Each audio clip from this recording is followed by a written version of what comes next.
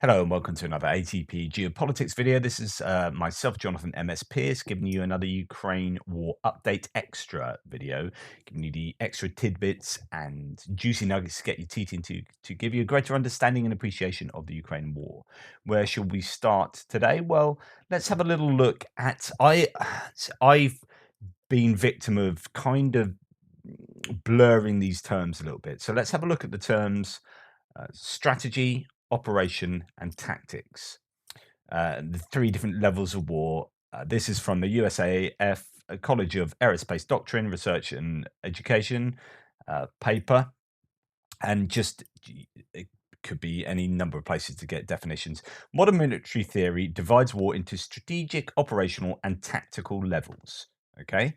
Each level is concerned with planning, making strategy, which involves analyzing the situation, estimating friendly and enemy capabilities and limitations, and devising possible courses of action. Corresponding to the strategic, operational, and tactical levels of war and conflict are national, grand strategy, with its national military strategy, subcomponent, operational strategy, and battlefield strategy or tactics.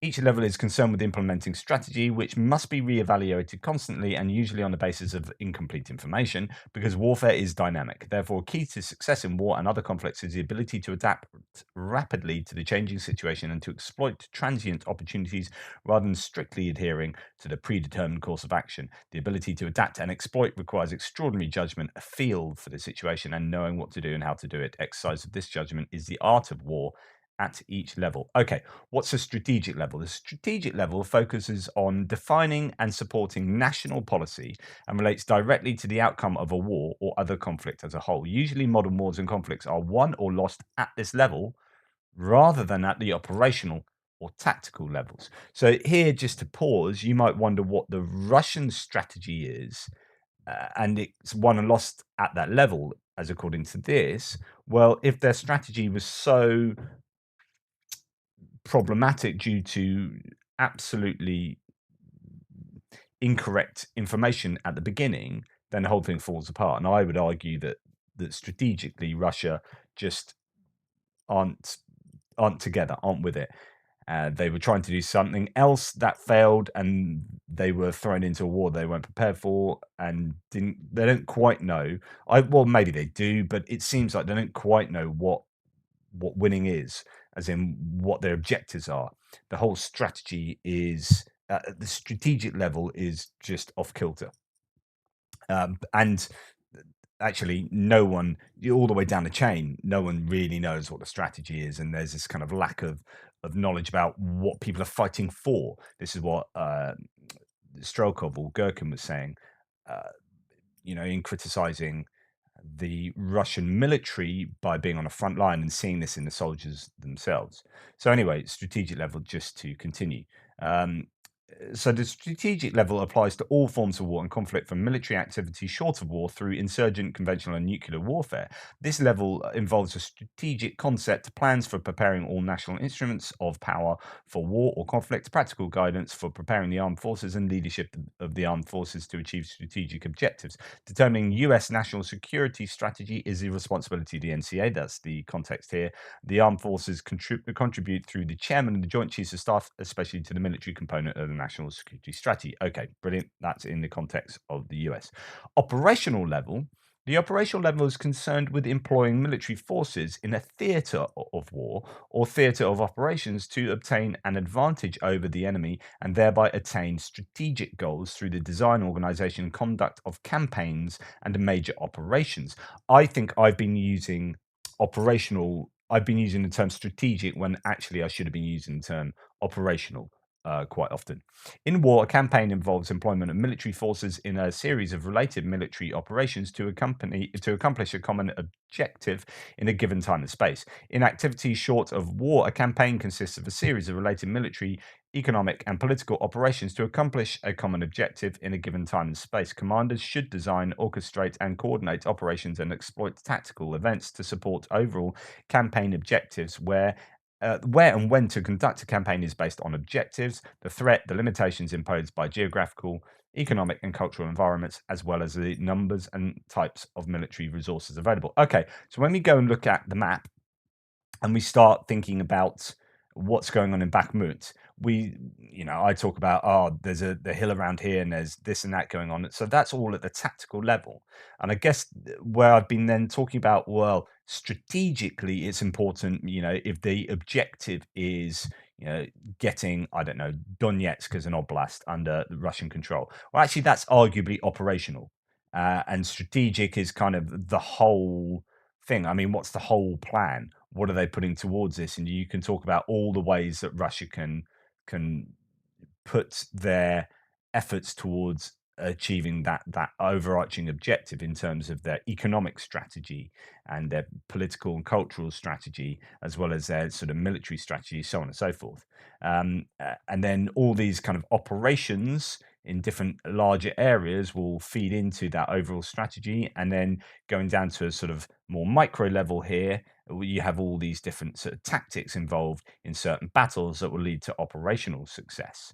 So that's how I would understand it. Tactical level, and I know I've kind of half said that already, in the traditional sense, the various operations that make up a campaign are themselves made up of maneuvers, engagements, and battles. From this perspective, the tactical level translates potential combat power into success in battles and engagements through decisions and actions that create advantages when in contact with or in proximity to the enemy. Tactics deal in the details of prosecuting engagements and are extremely sensitive to the changing environment of the battlefield. Thus, in nuclear and conventional warfare, the focus of the tactical level is generally on military objectives and combat. However, combat is not an end in itself.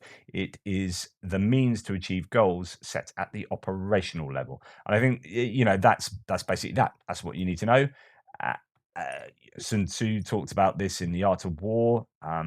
You win. Do you win your wars at the strategic level? Which is kind of actually what they're saying here. This is kind of, you could argue it's drawing on Sun Tzu, but there you go. People often think it's about the tactical stuff.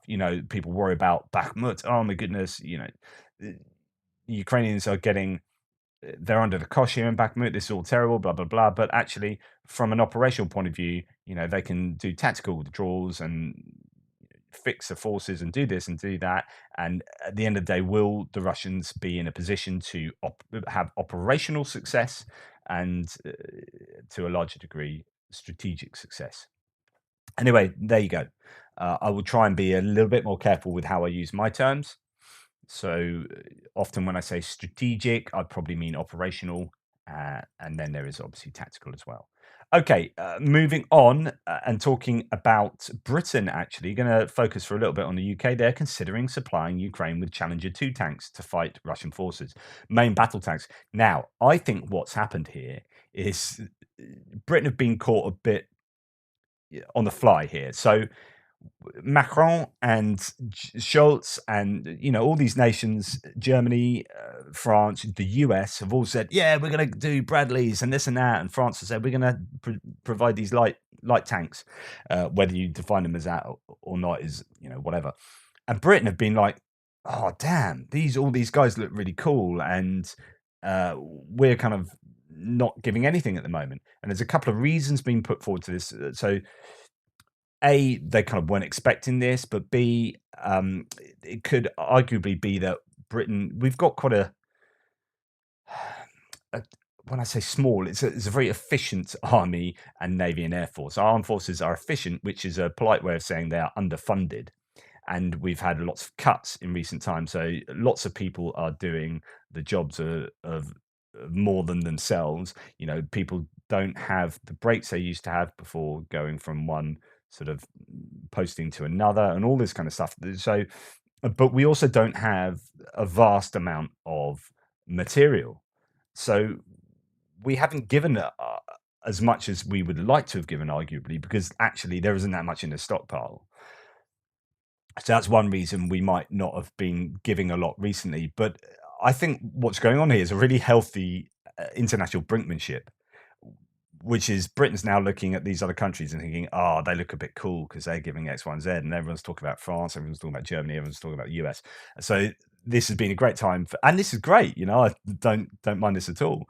So Britain have gone, okay, yeah, we're cool too. We can give you Challenger 2 tanks. We're going to talk about giving you Challenger 2 tanks. And you got Sir Richard Danner, who is the former chief of staff of the British Armed Forces, also calling on Prime Minister Rishi Sunak now to transfer FV-510 Warrior infantry fighting vehicles to Ukraine. So he's saying very explicitly, you need to give these IFVs. Such a decision would allow Britain to keep up with the US, Germany, and France, which began a process of transferring IFVs and wheeled tanks to Ukraine. In addition, the British plans still include re-equipping the army with German, Dutch-produced Boxer APCs. So this is like no reports here is bang on the money here, which is like keeping up. It's keeping up with the Joneses, and I'm not doing down Britain at all. In fact, brilliant. This is how it works. What France did was started the ball rolling. Macron did that. Then Germany went, oh yeah, oh we can give a load of stuff too. And yeah, America already like doing that anyway. And now Britain are playing along with this. And hopefully, if we then say, yeah, we're going to give Challenger 2 tanks, then you have Germany go, okay, yeah, we'll give Leopard tanks. And then you've got America go, yeah, we can give Abrams. And so it goes on, and this is just all part of that. It's good stuff. Don't have a problem with that at all. Talking about Bradleys, I know I've spoken a lot about Bradleys. This is what Bradley fighting vehicles will bring to the fight. This is an article in the War Zone in the Drive. These Bradley IFVs are really useful, but there are 50 of them at the moment promised. There's probably going to be more. That's the theory, given that they are training 500 people to work on these at any one time. So that is a possible indication that future aid packages will include more of these. Okay, so what can we say about these Bradleys?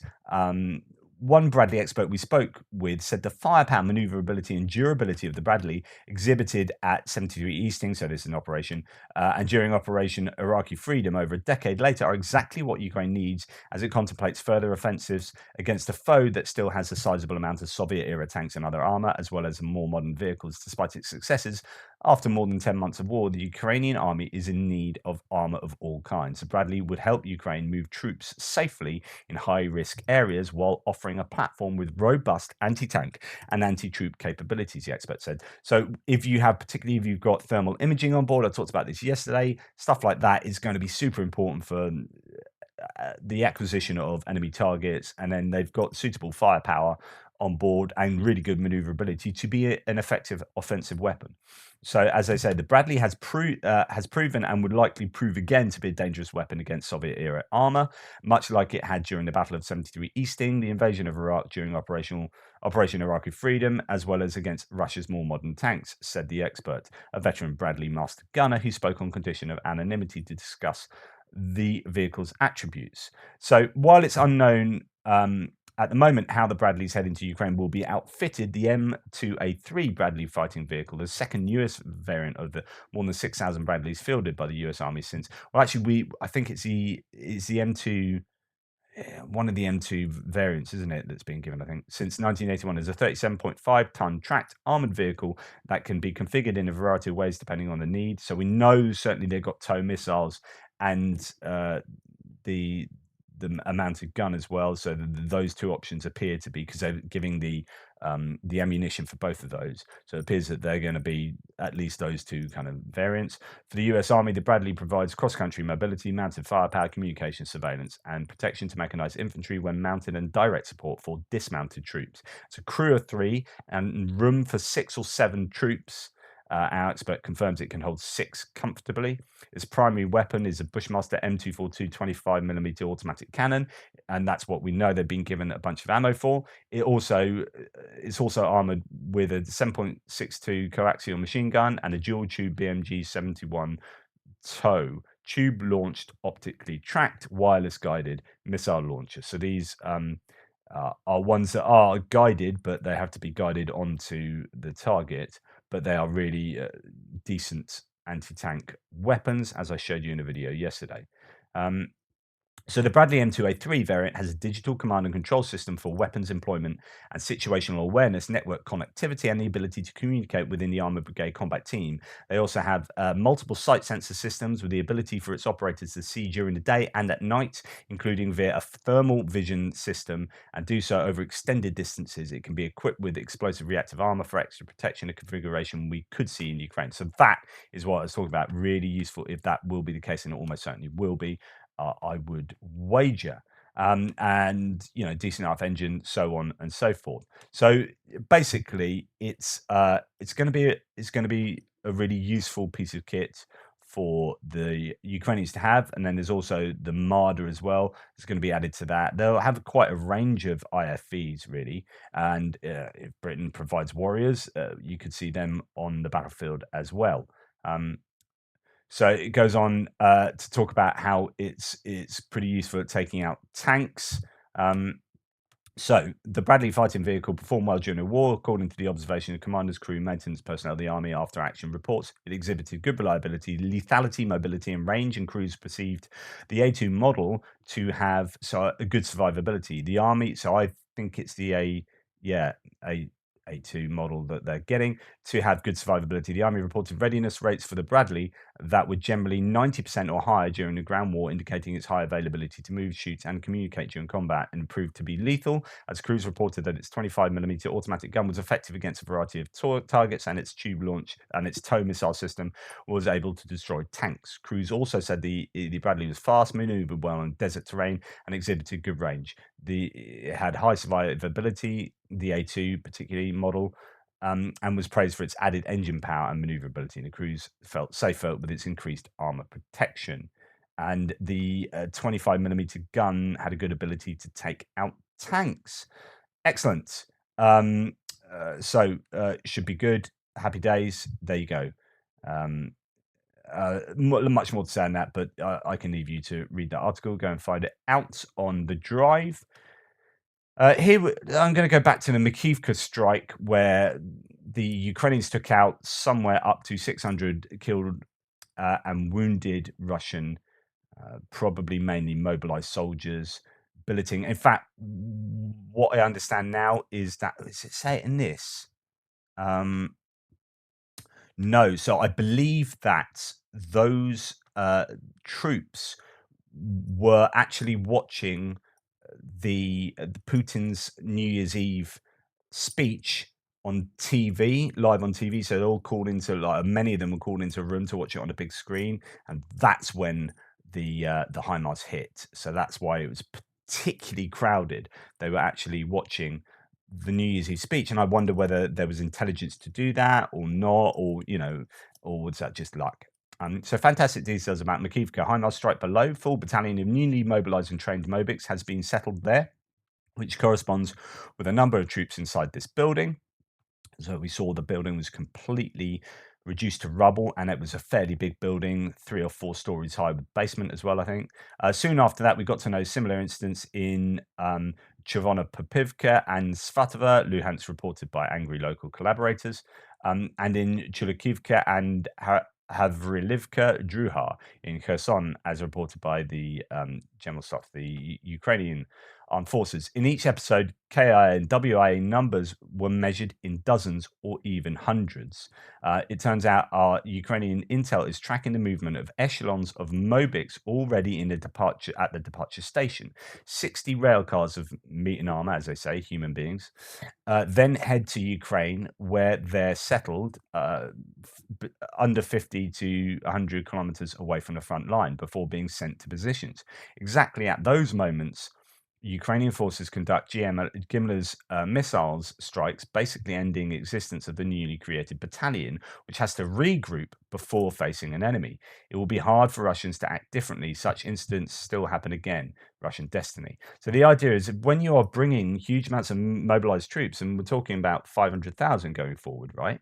Those have to, you can't just deliver them one by one to the front line, right? They have to accumulate in places, and if they have to accumulate within 100 kilometers of the front line, which you would assume they necessarily have to at some point, then you are still going to have these problems. You are still going to have these hits of huge troop accumulations of the Russians, and that's obviously good news for the Ukrainians.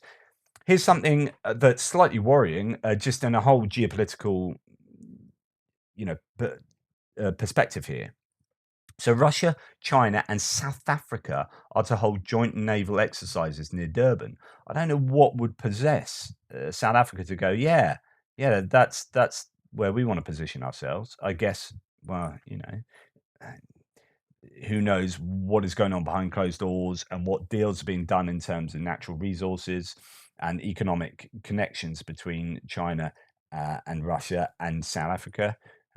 But they appear to think, yeah, hanging out with those guys is in their best interests. I don't know. Pick your sides, and in picking your side, you are going to be surveying the future geopolitical landscape of the world, and they appear to see Russia and China as, I don't know, being the primary um, allies there. But again, we don't know whether there's an awful lot of other stuff involved, economically speaking. I don't want to bash the GOP and Republicans again because I get accused of doing that too much and whatnot. But just this is an interesting viewpoint, and I'd be interested what you, as a viewer, think whether this is absolutely never going to happen. So we heard about, when Trump was president, he was talking about taking the US out of NATO.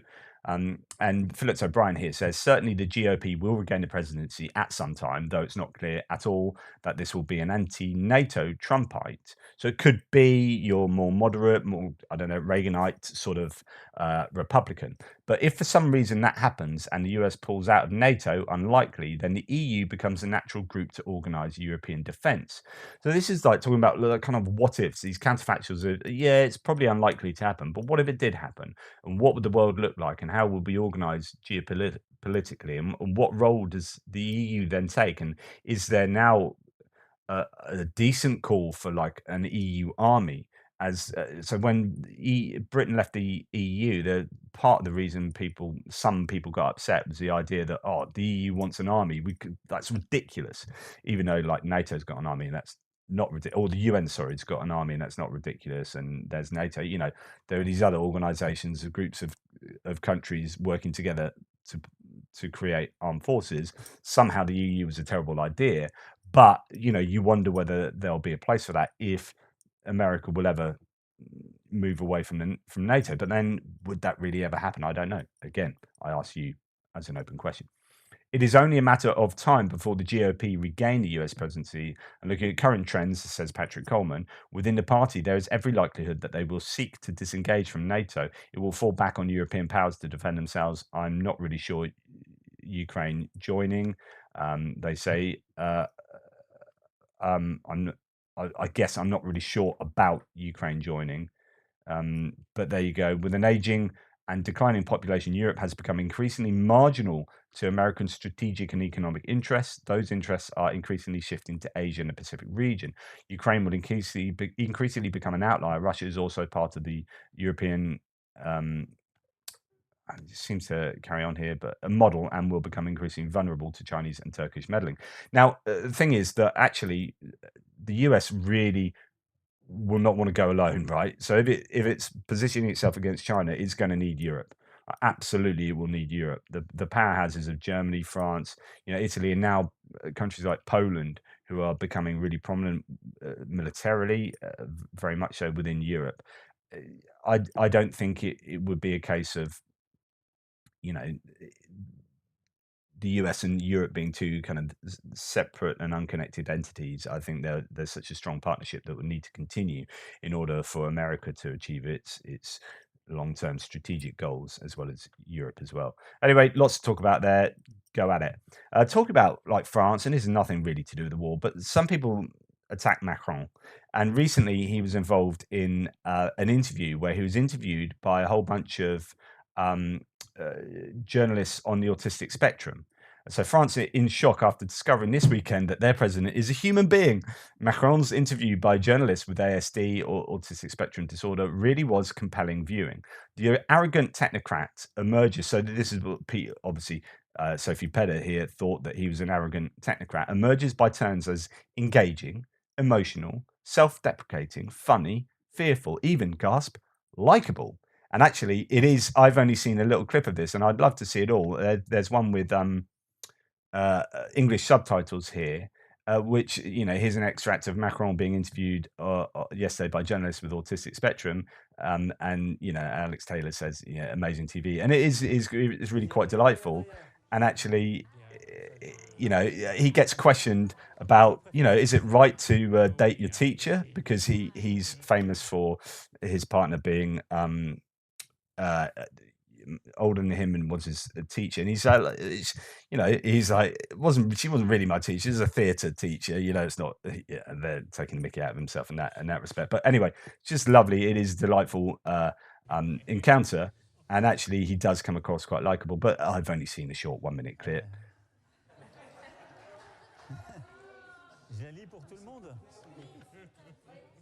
Shall I read it for everyone? Is that okay with you? He's a president. He should be exemplary. So I'll just read that again, sorry. And not marry his teacher. You don't choose who you fall in love with, he says. You don't think it's okay? It's not easy, says the guy. She wasn't really my teacher. She taught me theatre. That doesn't count. Okay. That was a smart ass answer, says another guy next to him. You're undoing my answers already. And it's just the idea that he's playing around with them. Anyway, it's pretty delightful. I just want to give, you know, he gets a lot of flack, does Macron, because he's pretty centrist. So people on the left think that's a problem with centrism. It's not the problem, but the challenge of centrism is always that the left don't appreciate you and the right don't appreciate you. And actually, in this increasingly polarized political landscape, the centrism appears to be getting smaller and being squeezed out, and people are moving further to the left and further to the right. You see this in British politics, which is, I think, lagging behind American politics, and not in a good way. I think American politics got there first, and it's highly presidential, so it becomes personality led and very sort of populist and this and that. And I think this is the same with the UK as well. And I think we're just sort of behind there, but just following along. And I don't think it's good. I think it needs to be policy led and stuff like that. Last couple of things to say. Just that the armed forces of Ukraine received reinforcements near Solidar, said the spokesman of the Eastern Group of Forces, and we'll be interested to see what happens today. Cheravati on the air of the telethon. According to him, the Russians have long been trying to find a weak point in the defense of the armed forces in this direction. So now the enemy has simply managed to concentrate more of its units and put more systematic pressure on our defenses. This requires us to respond appropriately and manage a military crisis, the spokesman said. So the idea here is that the Russians have been probing, trying, and then found their weaknesses. Solidar, Yakovlivka, pile it in there. Okay, and that's what they're going to be doing, literally piling those troops in there, and they're going to try and seek to get that momentum and keep hammering away at that particular point. That's a weak point, and so you need to pile in the reinforcements on the Ukrainian side and to stop that momentum gaining ground. Haidai also said the other day a pontoon crossing and 5 tanks were destroyed in one day. 23 units of Russian equipment were damaged at once. So I keep telling you, like today, the figures are really high for equipment. What's going on there? And then you hear of like, okay, a pontoon bridge with 5 tanks on it was destroyed. Right. So that's where there's 5 tanks just in one hit, or in, you know, one particular engagement. So there's all this shelling always going on and artillery.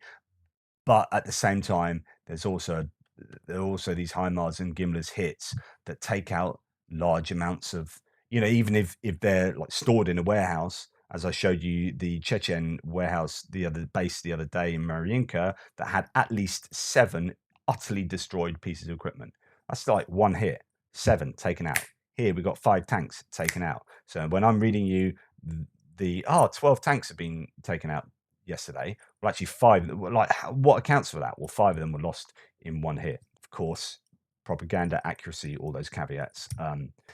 Thank you for watching. I really appreciate that. I will return tomorrow with a frontline update. In fact, I have an interview on Wednesday with Tim White. I'm unable to do lives from ATG Geopolitics at the moment due to some kind of platform issue that I've talked to the tech people about. I'm trying to sort out, but so I'm going to have to do that live on A Tippling Philosopher. That's why it's over there. I will signpost it tomorrow and the day after. But please pop along to A Tippling Philosopher to see me interview Tim White, who's recently returned from Ukraine. He went out there again. So I'm going to be speaking to him about his experiences and about Ukraine and Russia in general. Anyway, thanks again. Take care. I'll speak to you tomorrow.